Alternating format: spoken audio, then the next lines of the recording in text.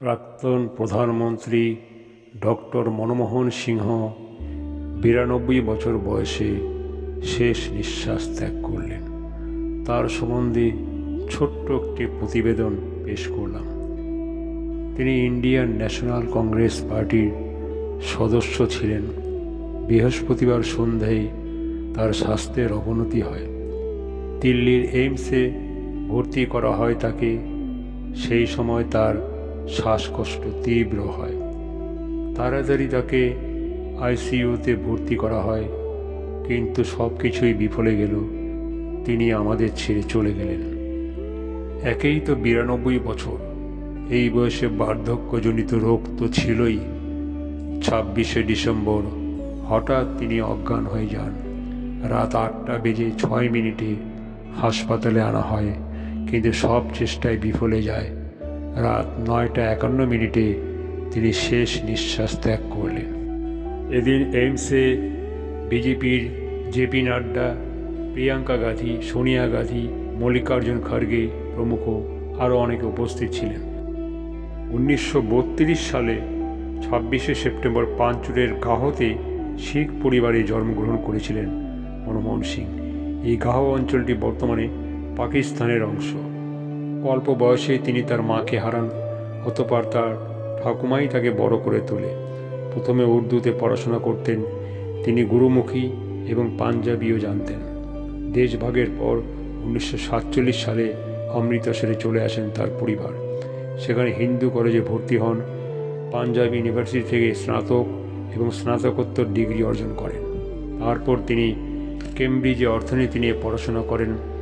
এরপরে university of অক্সফোর্ডে ডিফিল করেন। তিনি রাষ্ট্রপুঞ্জের বাণিজ্য এবং উন্নয়ন বিভাগে যোগ দেন। ১৯৪২-এ তিনি রিজার্ভ ব্যাঙ্ক অফ ইন্ডিয়ার গভর্নর পদে নিযুক্ত হন। তিনি প্ল্যানিং কমিশনের চেয়ারম্যান এবং সাউথ কমিশনের সেক্রেটারি জেনারেলের দায়িত্বও সামলেছেন। একসময় তিনি জেনেভাতে থিঙ্ক ট্যাঙ্কের অর্থনীতিবিদ হিসেবেও কাজ করেছেন। ১৯৯১-এ তিনি বিশ্ববিদ্যালয়ের মঞ্জুরি কমিশনের চেয়ারম্যান হন।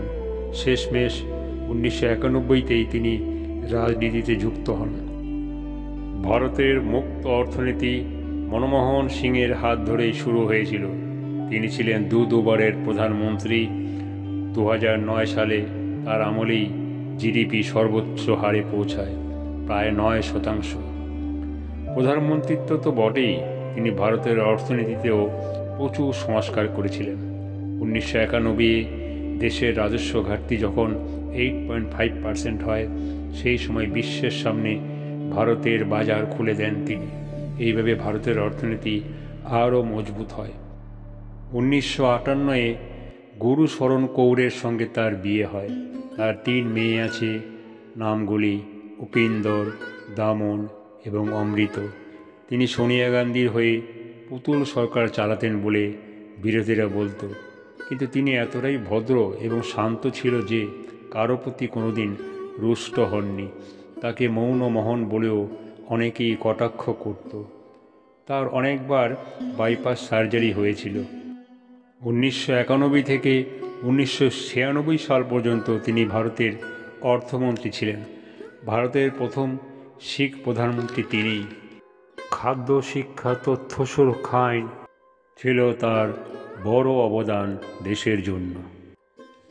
মনমোহন সিংয়ের প্রয়াণে গভীর শোক প্রকাশ করেছেন রাষ্ট্রপতি দ্রৌপদী মুর্মু থেকে প্রধানমন্ত্রী নরেন্দ্র মোদী। শুক্রবার তার শেষকৃত্য সম্পন্ন হবে। ১৯৯১ সালে মনমোহন সিং অর্থমন্ত্রী হিসাবে ভারতে লাইসেন্স রাজ বাতিল করেছিলেন। জওহরলাল নেহরুর পর তিনিই প্রথম প্রধানমন্ত্রী যিনি সম্পূর্ণ ৫ বছরের মেয়াদ শেষ করার পর পুনরায় নির্বাচিত হয়েছিলেন। প্রথম ২০০৪ থেকে ২০০৯ সাল পর্যন্ত প্রথম প্রধানমন্ত্রিত্বর মেয়াদ ছিল এবং ২০০৯ থেকে ২০১৪ পর্যন্ত ছিল দ্বিতীয় মেয়াদ। তিনি বিভিন্ন পদে অধিষ্ঠিত ছিলেন, যেমন বিদেশি বাণিজ্য মন্ত্রকের উপদেষ্টা, অর্থ মন্ত্রকের প্রধান, অর্থনৈতিক উপদেষ্টা, ভারতীয় রিজার্ভ ব্যাঙ্কের গভর্নর এবং পরিকল্পনা কমিশনের উপপ্রধান। ১৯৯০-এর দশকে পিভি নরসিংহ রাও সরকারের অর্থমন্ত্রী হিসাবে তিনি বেশ কিছু কাঠামোগত সংস্কার করেছিলেন, যা ভারতের অর্থনীতিকে উদারীকরণ করেছিলেন। তবে তিনি ছিলেন ভারতের একমাত্র প্রধানমন্ত্রী যিনি কখনও সরাসরি কোনো জনপ্রিয় নির্বাচনে জয় লাভ করেননি। 1985 সালে ভারতের পরিকল্পনা কমিশনের ডেপুটি চেয়ারম্যান নিযুক্ত হন।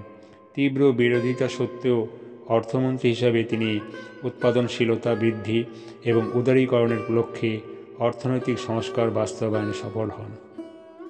1993 সালে সাইপ্রাসে কমনওয়েলথ সরকার প্রধানদের বৈঠকে এবং ভিয়েতনামে মানবাধিকার বিষয়ক বিশ্ব সম্মেলনে ভারতের হয়ে নেতৃত্ব দিয়েছিলেন।